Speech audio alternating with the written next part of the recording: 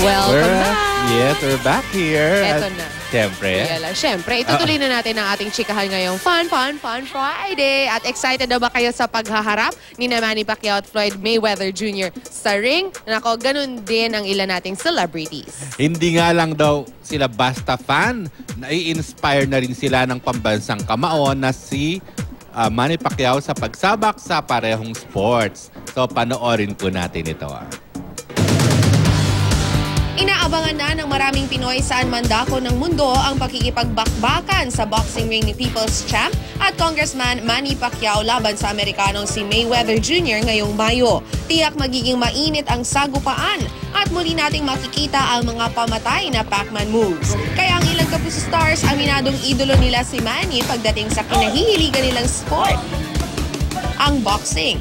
Ilan sa mga Kapuso stars ay sina my dad and my titos, they like watching Manny Pacquiao. And then, so ako nakikinood daw kahit wala akong masyadong naiintindihan. Pero parang, kasi pag nakikita ko si Manny, parang sobra siyang pawis, ganyan. Siyempre ako gusto ko rin maranasan na, uy, parang ganun, ang bilis mag-burn ng fat. I punch hard. I punch hard. Hindi lang kasi boxing yung ginawa ko before. Nag-Muay Thai din ako. Ako, ina-enjoy ko yung straight.